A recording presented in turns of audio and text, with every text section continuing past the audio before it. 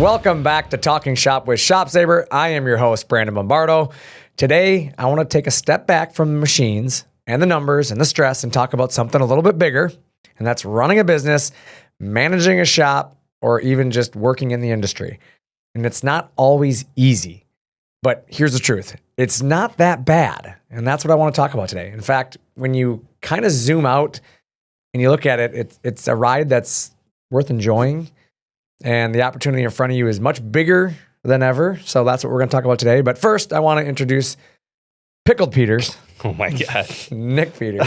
Hello. Come on, how's it going? It's great. You're obsessed with everything pickles lately. Yeah, but they don't have pickle lemonade at the state fair anymore. So it's Thank like, God, it was not even terrible. going. I didn't go to the fair just because of that this year. Stupid. It's so terrible. No, it's not. I took a video last year, remember, of me throwing it in the garbage? Yeah, but you just did that to make me mad. You didn't really do that because you didn't like it. No, I really didn't like it. It was worth the $7 to waste just to annoy me. No, it was not. I drank it. It was terrible. And then I took a video of me throwing it in the garbage. You're like the only person that didn't approve of it. I don't think so. That's why there was 7.7 million people that were upset that that place wasn't back at the fair this year and why the attendance was down. I was going to say, something tells me that you're wrong, because if it was so widely, asked for, it wouldn't have not been there this year. They got rid of it for a reason. Yeah, because they're dumb. Because nobody liked it. That's not true. You true. ever see the line? The line was 7.5 miles long. It wasn't when I got there. I literally walked right up to the front. I waited in line and went past 3 stupid Sweet Martha's cookie booths to get the lemonade. Because those things are the most overrated thing on the earth. No, they're delicious. No, they're not. Yeah, for Whatever. like 2 minutes and then they turn into a block of concrete. You're wrong. You got me fired up already, man. Got you fired up. You just can't make Call him Pickled Peters one time, and now look at him I'll go. tell you what, man. It's kind of funny. What if Sweet Martha's made a pickled cookie? I'd try it. I bet you'd It go would, there. it would probably still suck after 2 minutes, though. Fair enough. I can make better cookies at home. Anyways, moving on. Today's topic. It comes from the fact that sometimes we become a bit jaded from all the things in business. You're ridiculous. I can't even have a serious conversation here. When in fact, really for us, I like to talk about the fact that there's no reason to be boring or to lose interest in something that you're so passionate about. And I think hopefully this show kind of shows that, because we're really passionate about what we do and we don't like being boring. So yeah, don't be boring. Eat pickles. What? It's not even the same thing. Yes, it makes perfect sense. If you don't have pickles in your life, you're boring. You don't put pickles on a cheeseburger? I do, actually. Oh, okay. There you go. I like pickles. Well, then I just don't like pickled lemonade, dude. let's not go down this path because I'm going to just get... It's just that simple thing. Like, you think I hate pickles. I just don't like pickled lemonade. Like, I legitimately bought pickle juice packets at the candy store to make my own pickle lemonade. It's interesting. You can also freeze them into pickle freezies. I haven't done that yet, but it's great. I'm going to bring some in here and make us pickle lemonade for next episode. And we can have big cups of it right here. Do you think they make pickled nuts? No, maybe. Maybe like pickled peanuts? No. Don't know.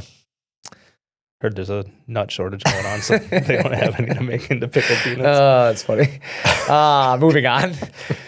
Customer questions and comments. Did you bring any today? I brought a couple. 2 of them. Well, 3 actually. Oh, Sorry. okay. 3 of them. Trace. So a couple 3. A couple 3. Got a couple 3 of them. That's like the most Minnesota statement ever. Got a couple 3. It's actually, what is it? 4 questions, but actually 3 because 3 sounds like more than 2. I don't know, something dumb. I don't know, man. It's been a long week. Clearly. Nothing that I say is going to make a lot of sense today. Clearly. I'm just going to read the questions. Okay. Interject humor like I always do. Like you always do. I've got a lot of emails last week about people that enjoy the podcast. It's good. They ask if I'm the Nick from the podcast. I'm like, my question is, when you respond, do they ever email you again? No, but I always reply back with it. I say, yes, I am the Nick with the in all caps. One person wrote me an email one time and said, "Are you the Mr. Excitement from racing?" And I said, yes. And they never emailed me again. Makes sense. Okay, should we get to questions? Yeah, let's get to the questions. We don't need questions. to waste any more of these people's time. Yeah, let's go. If they're still listening, here's the question. They've all tuned out. Fair enough. Number 1, what is the thickest the fiber laser can cut? Thickness is really a variable that has, I guess, a lot of things that control it, right? Your material type, for one, will determine really how thick you can really go. Certain materials take more wattage to get through it. So, and also the gas that you're using, that has a big impact on it. But that being said, the thickest that you'll typically cut with one of our 6 kilowatt solutions would be around 7/8 of an inch. And again, some materials will be less. Depending on certain gases, you might be less. But the thickest you will attempt or really achieve with, consistent success is what I'll call it, would be 7/8 of an inch with a 6 kilowatt. So, great answer, by the way. Thanks. Yeah. I mean, one thing I want to say about it though is like, sorry to cut you off there, but like it's fiber laser though it's designed for speed, and really precision more than it is about like maximum thickness. That's the reason why we went that direction. Now, obviously you can get larger fiber lasers out there that can go thicker, but our fiber lasers are really about increasing speed and increasing precision over your plasma, right? It's not like one or the other. It's just, hey, you know what? I need to go faster. I need to be able to have tighter tolerances. That's where laser comes in. And so like we still sell plasma for a reason, and we still have HD plasma cutting technology for thicker cutting applications. So I want to make sure that we talk about that, because if you need to go more than 7/8 of an inch, we have solutions. And with HD plasma cutting or, the XPR from Hypertherm, you'll find that, I mean, people cut well over 3/4 of an inch, without a problem. But like when you start getting like really 3/4 of an inch and down,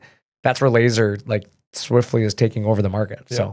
So, speaking of precision, I'm sure you saw it, but for those of you listening that haven't seen it, go look up Ricky and Sons on Facebook. That unreal little star that they cut, that's like unreal, the size of his finger. Yeah, unreal. I saw that and I was like, holy smokes, man! It's unbelievable how accurate and how cool it is on something that small. Yeah, like the video starts and I was kind of like, he had his hand out weird. Yeah. When he started, I was like, why is his hand so weird? Like I admittedly was like, kind of like, why is his hand? His wife's going to toss him something. Like that's what I was waiting for. Like somebody's going to throw something to him. And then that's when they zoomed in and on his fingertip was that little star. Yeah, like and I was like, tiny. I was like, man, that right there is a perfect example of things that, because he still has a plasma and he still runs it every day. Yep. But like things like that, he just can't do with his plasma. Yeah. Crazy how it's pretty awesome. It's awesome. Yeah. Number 2. Yeah. I will say, I've talked to your tech on my 23 and they are great. I will say other products I would have purchased on site. I'm assuming they're referring to our on-site episode. I'm assuming that's where it came from, Nick, correct? Oh, yeah. Yep. The on-site. Okay. So, first off, thank you. It's a great follow-up to last week's episode. And it really reinforces that some products require a level of on-site. And, as he indicated, if he had purchased somebody else's product, he probably would have had to have on-site. But with the right engineering and the right support in place, we kind of eliminate that demand. And that's something that I love about the way we do things here at ShopSabre, is that we really try to like be, forward thinking on that and like think about your success and really what does it take for us to get you up and operational and be successful. And we're people who use support ourselves and different products that we run, and we try to be on the forefront of good support, and we want you to have support that you can depend on and not have to have somebody on site. So hopefully that answers that a little bit. For sure. The next one kind of is on that same vein. Yeah. I think on-site support is the purpose of making sure the machine is working properly. I truly believe that I can talk or Zoom anyone through operating the machine.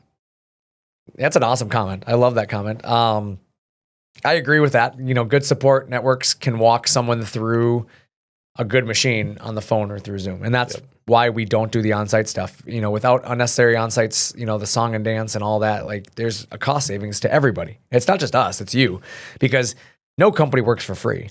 So if we're coming on site, you're paying for it somewhere, right? And that's where like I kind of think that song and dance is missed, is that they're using it as a benefit to you. They're like, oh yeah, we're coming on site. And they try to use it as a sales tactic.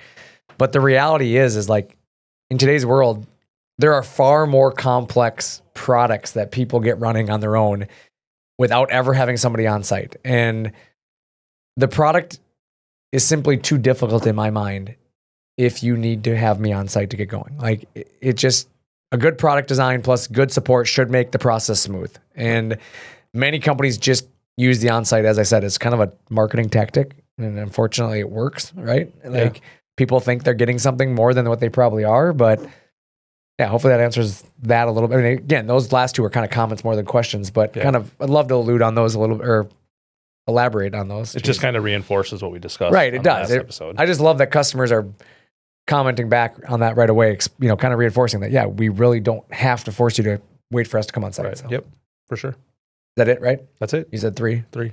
3. There it is. Trace. Trace. Yeah. So anyways, back to our episode. Let's talk a little bit about the pressure of the day-to-day in business and life, right? Whatever. I think it's so easy, Nick, like to get caught up in the grind or the deadlines, right? I catch myself doing it even, where we're like, we got so much going on and you just get going in your day to day. And like I was off obviously last week. I wasn't in the office and you come back and there's all this like stress immediately because you're like, oh, I got so much to get caught up on now and so much, that's past due or, customer demands and employee needs and, just if you're a shop, you have tool hiccups probably, right? That all start to pile up. And sometimes you feel like you're just putting out fires instead of actually building something. Yeah. You start to feel like a firefighter a little bit. And I guess my question would be, how many times have you heard people say that they're just an adult babysitter? Yeah, it's true. I mean, right? Yeah.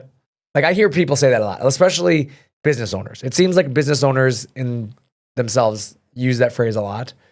And I was hanging out with a buddy last week who owns a business. He actually owns 3 businesses. And that was kind of a common theme of the week was he was constantly babysitting things. And,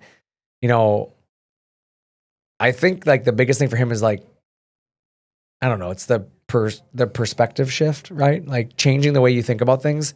I tried to explain to him that the things he was getting worked up about last week were like small things, right? Like, oh, they didn't do this, they didn't do that. Like, but those challenges I told him are like a sign that you're in motion, right? That you're doing something at least, sure. Yep. Right? Yep. Even if it's not being done maybe the way you want it to, or if you were there, but it means you're growing.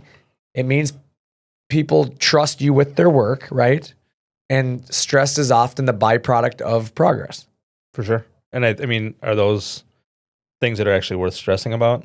I mean, if it's not negatively affecting your business or the results, right? Is it worth? Well, even that. I guess it depends on what things he was talking about because I don't know. But I'm just saying, like in general, like when you were out last week, were you worried or stressed about things getting done or things moving forward while you were gone? Yes and no. I mean, stress is the result of action, right? Yep. So without action, there's no stress, right? Yeah, right? So yeah, I mean, I think as long as we're doing something, I'm stressing to some level, right? Yeah. But last week, I can honestly say I was more proud of the movement, right? Of the fact that we were able to move forward and people were able to do what they were supposed to do without me babysitting it, right? Like, I guess if you go back 10 years, I was much probably worse off mentally. Like I was probably like, dude, stressing and freaking out and checking in. But like, that's because you had what, 1 or 2 sales guys? Right. And that's what I was going to say. Like, you were all kind of dependent on each other to make things happen, where now you have, half a dozen sales guys that are going to keep things moving forward while you're gone and don't necessarily need you to hold their hand and drag them along to keep it moving forward. Yeah. And I think the biggest thing is I've trusted the system now. Right. Is knowing that I've built a system and I hired people I can trust. Right. And I think that's the biggest thing with success and growing and building your business is knowing that like you're building a process and, the ride is the reward, if you will, right? It's, we've said it 100 times before, but if you're waiting for the perfect day, it just doesn't exist in business. Right. No, it's never going to happen. And that's my thing. Like if I would just wait for the perfect day to go on, vacation, or if I wait on the perfect day to go do something, like I'm waiting for everything to be so smooth and no problems and no stress. Well, I'm going to wait forever. But I think like you said, the perspective of what you look at things when you're away is how it's going to affect you, right? Like if you're stressing out about being gone because you feel like you need to be that adult babysitter, then clearly I'm failing. Right. There's some issues within the team that you're managing or the team that's working for you, right? And that's why I think I'm failing then. It's not the team that's failing. Right. If I have to babysit them, it means I haven't done a good enough job either putting a system in place, making sure the expectations are set, or training them or getting the right people. And getting them to the point where you can leave. Right. Things aren't going to go negatively or go backwards or not move forward. Right. And that's what I was trying to explain to my buddy last week was like, that's not how progress looks, I should say, right? Like it's not stress-free. Like you're going to have these moments. Like you're a business owner. Stuff happens. But like most days have some level of problem solving or stress that you're going to have to deal with. For sure. It just is what it is. And sometimes you handle them better and it seems easier, right? Yep. And most of the time you learn something from it. That makes you better in the end. Yeah. And then, but if you had that same mentality every time you were challenged, the days where you win, right? The days where you come into it with a better mindset, would it be as stressful? No. I don't think so. No. I think some of it is self-inflicted stress. For sure. I mean, if you, like you said, if you just have the mentality going into it that the day is going to be a struggle because of something that happened on the way to work or before work or the night before regarding work, like you can't just have a mentality going into it that the day is going to suck. Yeah, you got to embrace the ride a little bit, right? Sure. Like I think that's what made this week so much better for me is I came in Monday morning and I didn't come in with that mindset of like, oh my God, here we go. Right. Like I came into it with like, these guys kicked butt last week. Like we're going to be good. And we're all thinking maybe we should tell them to take another week off. Right, exactly. Like the tough projects, right? They sharpen your skills. Yep. And the setbacks, they teach you resilience, right? And I don't know, the wins, big or small, I mean, it doesn't matter how big the win is. If they just remind you that when you started, why you started and when you started, like there was an outcome, right? Yep. And enjoying that ride doesn't always mean ignoring your problems, right? I don't want to say that. I mean, when I say enjoy the ride, it doesn't mean like, the problem will pass, but it's like not getting hung up on the problems. For sure. You have to enjoy the wins when you have them. Right. It means you can't just ignore them and act like they're not happening. Right. Like appreciate that you get to be on this ride in the first place. Absolutely. Right. And, you're building something, you're creating something, you're leading something. You have people that are trusting you and you have to do something every day. Yes. Like no matter what, why not do something you love? Because you're going to do something every day. Well, and I think it goes back to the old saying, what do people say? If you find a job that you love, it's not like really going to work. It's true. If you do something you love, it's not really work. Yeah, and I think people who don't love their job think that's a bunch of hooey. Right. Right? But I tell you what, though, there's far too many people that are stuck in jobs that they don't like, and they think that's why work sucks for everybody. Right. It really doesn't. Like find yourself something that fits you and makes you happy. Like don't be afraid to change if you hate life every day because you're going to work doing something you hate or working with people that don't surround you with good energy or make it fun or whatever. Like you can still have a ton of fun at work. We have a ton of fun at work here all day long and still get our job done. Right. Like you can have both sides of it. You can balance it out to be successful. I agree with that because I think there's so many opportunities hidden inside the challenges, right? And every challenge is an opportunity, right? It's an opportunity in disguise most times. And I think people just get so hung up on the bad that they just can't see the good. And like, example being machine, if a machine goes down in their business, they look at all the bad things that come along with that, right? But it pushes you to improve a process or safeguard your business. And maybe a down machine is a sign to upgrade, right? Yep. It's your opportunity. It pushes you to a newer technology versus running something that might be 10 plus years old.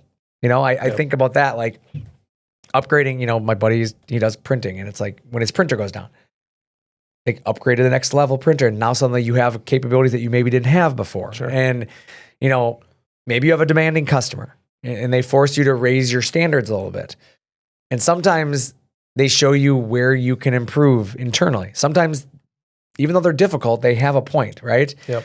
And sometimes it's just a matter of looking at what you can be doing different to shift your customer's demographic. Right. Sometimes maybe the difficult customer is the wrong customer that you're going after. Right. And I think too, sometimes difficult customers can also reinforce that you're doing a lot of things really great. Right. Even though they may not think those things because they, or whatever. Maybe not even necessarily a demanding customer, but like a difficult customer maybe that has expectations that are unrealistic. Well, that's what I was talking about. Like, again, going back to my buddy, like when you look at, he was complaining about a job that came up in the time frame and it's like, maybe you're focusing on the wrong job then, right? Like if you're not prepared to handle that job, then maybe you're spending your advertising wrong. You should be focusing towards your niche market or who you want to be selling to, not this difficult situation, right? You've put yourself maybe in a bad situation with that. So maybe you're advertising or putting yourself in front of the wrong people, and that's a sign that you can grow through that challenge. Yep. And, my thing is labor shortages. You hear it from everybody. Like, I can't hire anybody. I can't find anybody. They won't show up, whatever, And that's an opportunity to embrace automation. In our case, CNC automation, right? And set yourself apart. Do things that, maybe others are not doing. We've embraced automation here. We have some robotic welding now, and, we've got different robotic automation out there. Yep. And some of that is because of simply labor shortages. We couldn't find people. So we had to take the next step in automation. And when your outsourcing becomes a burden or finding people becomes a challenge, or you have a situation that you just is repetitive, keeps happening, it's an opportunity to embrace something new, right? Yes. And take those challenges and teach yourself how to be successful out of those challenges and what you need to do to make those things not happen again. Right? Yeah, 100%. If you're struggling to get things done in a timely manner and having to have somebody else do it, then get something that can automate those processes and you can keep it in-house, save those costs of giving it up to somebody else and get it done on your own time and your own timelines and not have to worry about relying on someone else. Yeah, I think something that people need to hear is that the shops that thrive aren't the ones that are avoiding problems. Right. Like I know people sometimes the grass is always greener on the other side. Oh man, they don't have those problems. Like no, they're just the ones that solve them. Like we all have problems. Every single business has problems. And the ones that see the problems as a chance to innovate or to move forward are the ones who you look at as like, oh man, they don't deal with them. No, it's just because they don't let them control them. And they don't like use it as an excuse to control the way they do things or whatever it might be. Yeah. I mean, they always say like, I don't know who these people that they say, right? It's just people in general, right? They say that you have two choices, really. Either face your challenges or run from them. Face them, learn it, and get better. Right. It's fight or flight, right? Like you're either going to fight your problem or you're going to run from it. I mean, if you run from the problems, you're not going to have much business, right? Like if you run from every struggle you have in business, eventually you're just going to be running away from everything. You're going to wear yourself out is what you're going to do. Right. And you're just going to have nothing to work on going forward, nothing to, no goals to reach because you've just made the decision that everything's unattainable. Everything sucks. Yeah. Right. No, it's just, I don't know. It's a mindset shift for 2026. Like that's what you have to start thinking about. It's almost 2026, man. It's crazy. Golly. We're in September. Next month is the fourth quarter. That's nuts, man. And like, that's why I'm starting to talk about this stuff because people have let the whole year go by and now you're getting to the end of the year and you start to realize, well, one thing, tax season's around the corner. And then you start thinking about how are we going to do something different next year? And you can't expect something to be different next year if you don't do something different. And they probably said the same thing at the end of 2024. I say it every year. Literally, I've said this for like 3 years. That like you have to start doing, and I'm not wrong because there are still people today that haven't done a thing for 3 years. You can't just keep kicking the can down the road and expect things to change. Yeah, like, look, your industry is competitive. Like it's as simple as that. I don't care what industry you're in, it's competitive. For sure. It's intense. Like, especially in today's world, business is more intense than it ever was. But it's also one of the most exciting places to be right now. I mean, it really is. And I ask people to consider, would you want to go do something else? Like, is there something else you'd rather be doing throughout your day? What about your business? What do you love about it?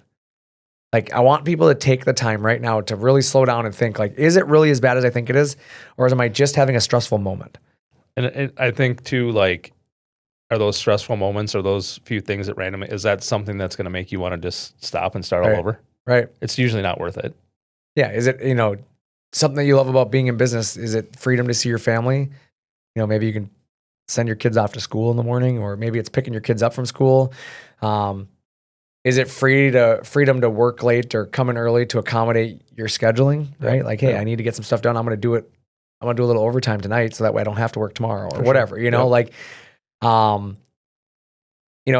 what about your job that you love? Like, is it your job does not require you to work mandatory OT? Maybe that's something people need to think about. Like, a lot of businesses out there require mandatory overtime. Right. And I think there's a lot of businesses that force some less than desirable hours, right? And with your job, are you doing that? Are you allowed to have a little bit more freedom? Are you able to achieve your goals while still achieving your needs? Hopefully. Yeah, I mean, it's just, you have to think about those things. Because I don't think you want to put your employees in that spot either. Right. Like, you don't want to get into the point where they're doing nothing but being at work, right? Right. Because, there's things outside of work. Obviously, we all know that, there needs to be hard work put in. There needs to be extra 100%. time put in. But if it's constantly extra time, day in, day out, week after week, month after month. If it becomes normal. Right. You're going to, your people are going to leave. You can't do it to them because at that point, then there is something on the other side that's going to be greener, that's going to allow you more time to do, those little things, whether it's coaching your kids' football team or and I think that's going the hardest to a game thing. or whatever. Those types of things that needs to happen. There's so many like old mindsets in business right now. And I think that's the thing is people are just like, oh man, you have to work 80 hours a week every week. And the problem is there's so many jobs out there now that don't require that. Right. That you're going to lose your good people because they're just not going to do it. Correct. And yes, there are weeks where you need to put in 80 hours. Like, I'm not going to deny that. Like, there's projects and things that are going to come up that require it. If you just think that forever you can skate and not do that, like, you know what, you probably don't have the mindset for success, right? But there is a point where you have to embrace technology. And you have to think about how it will simply help you eliminate some of the past stresses. And technology is advancing. So yeah, the days of having to work 80-hour work weeks every single week are in the past. For sure. Because a lot of times now with efficiency, you don't have to do that. One of the first thing that pops into my head when you say embrace technology, think about before we could get like email on our cell phones. Right. Like, or it was just only people could get a hold of you when they called your phone at your desk. Yep. Or your email was on your computer at work. And once you left work, people were 100% done being able to get in touch with you until the next morning. Correct. But now we have the ability to like, hey, every little while we can look at our phone. Oh, this person emailed a question. It takes me 15 seconds to type them back a reply. They get a reply that night at 7 p.m. instead of 12 hours later. And it could help them. You don't know, maybe they're working odd hours and working late into the night or working overnight because that's what their time schedule allows, right? So now that they got that answer 12 hours sooner because you have the technology to answer your email on your phone, right? It's helpful to them, and then it's going to, make you as a business look better because you help that customer, 12, 14, 16 hours sooner. Yeah, I mean, as a consumer, I think too, people take that for granted. I think people need to start being more appreciative of the people who are willing to do that because to your point, you go back 10, 15 years ago. When I left work, I left work. For sure. Work-life balance was easy because I left work and it was done. But the problem with that was I worked crazy, stupid hours because I couldn't leave work until it was done. Correct. And now, as an example, last week, right, I was out of the office for a few days there and I came back to 0 unread emails. I got back to all the emails because I was able to answer it at night and, throughout the day. And I was able to do the vast majority of responses. And maybe that was why some of the stress wasn't there when I got back because I wasn't coming back to 314 unread emails. Right. And then you spend the next day and a half just catching up. And then the stuff that you missed for that day and a half when you were back, now you got to continue to catch up for the next 3 days. So by the time this week's over, you're finally going to be caught up to where you need to be from the week prior. Well, my wife and my kid, it was funny because I was leaving for work yesterday morning and my son had hockey last night. And he's like, I probably won't see you at hockey tonight, will I, Dad? You're probably gonna have to work late. Like he made that comment. And my wife's like, yeah, Dad'll probably have to work late. I'm sure he's getting caught up. And I was like, just blown away because they both were just like expecting that. And I'm like, no, I'll be at hockey tonight. Because I knew that I was in a good spot going into the day. And I'm like, no, I'll make sure I'm there. I'm not going to miss your game. So I was at his game last night. But it's one of those things where like, even my kid and my wife are so used to the way things used to be that with technology advancing, like I can be more efficient now. For sure. And even if I wasn't done, I could have brought my laptop with me and worked at the rink and still been there, And so I think that's the thing is like, you think about CNC machines and how much more powerful they are today than they ever were in the past. And customers demand, more from you. Like they're demanding higher precision and, more speed and they want things faster. And, I think there's shops that are stepping up with technology, whatever that technology is, whether it's CNC machines, whether it's software, whether it's a system that you use in inventory, right? Whatever.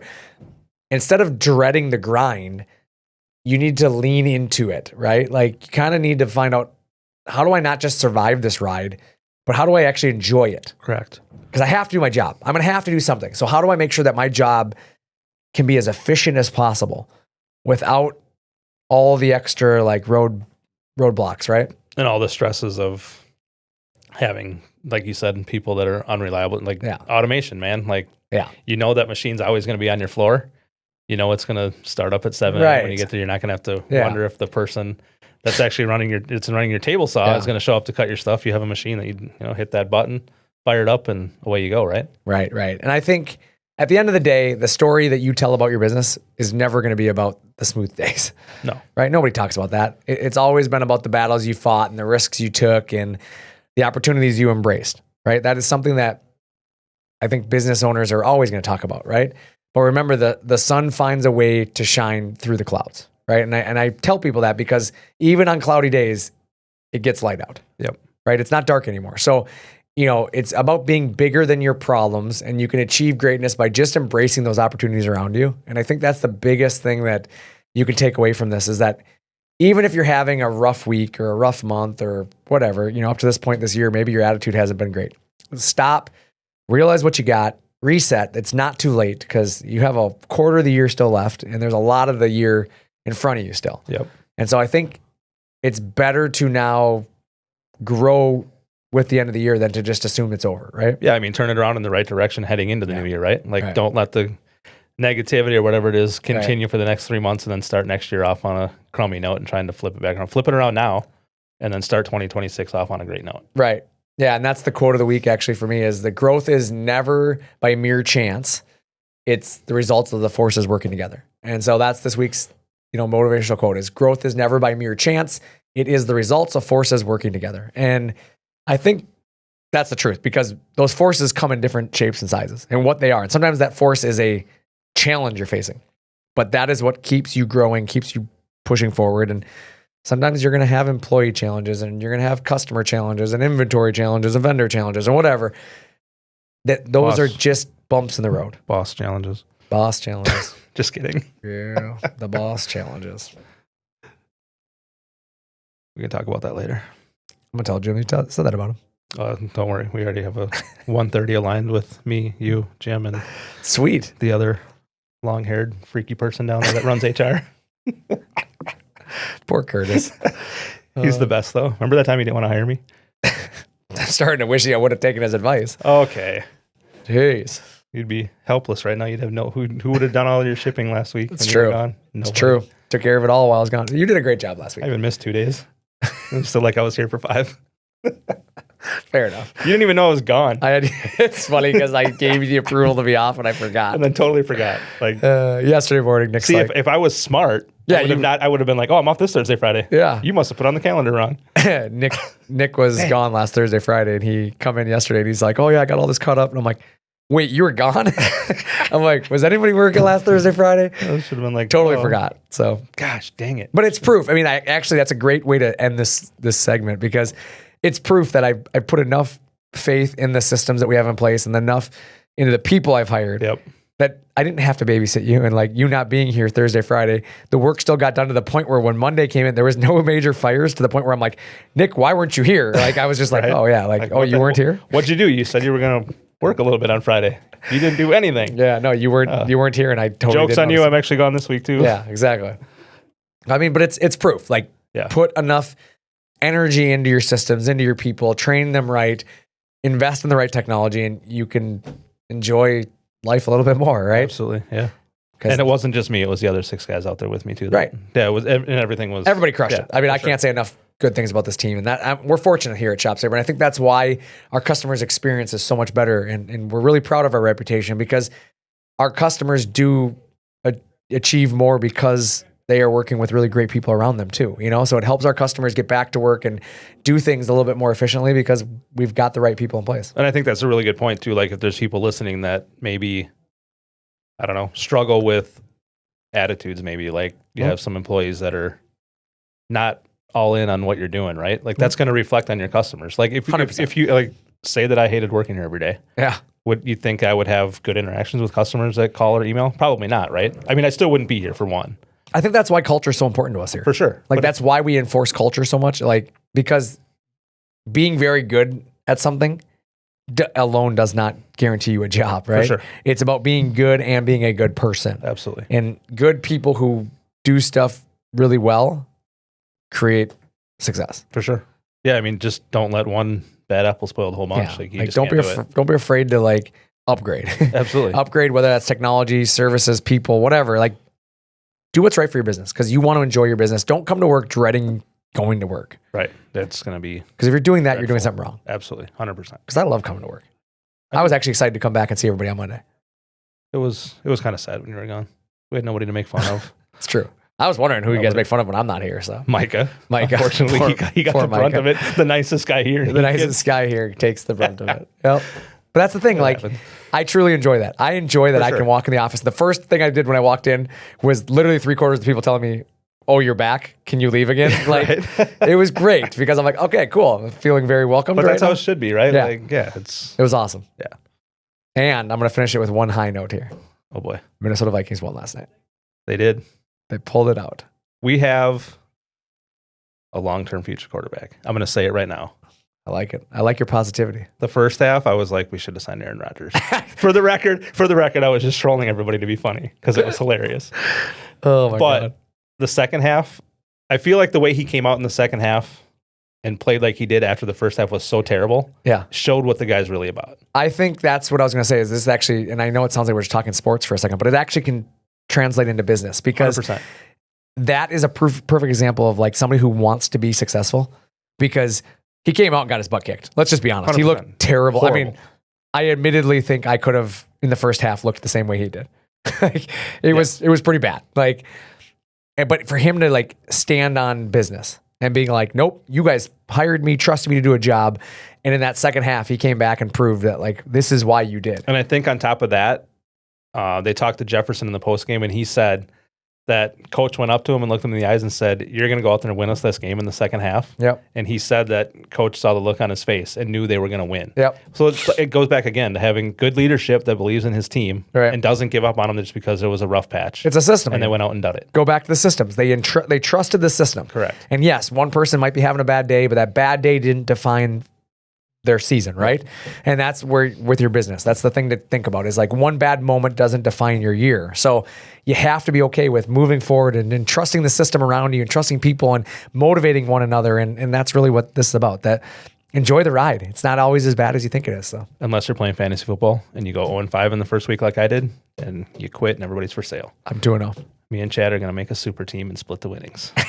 Oh, that's aggressive. With that note, thanks for tuning in to Talking Shop with ShopSabre. As always, I'm Brandon. And I'm Nick.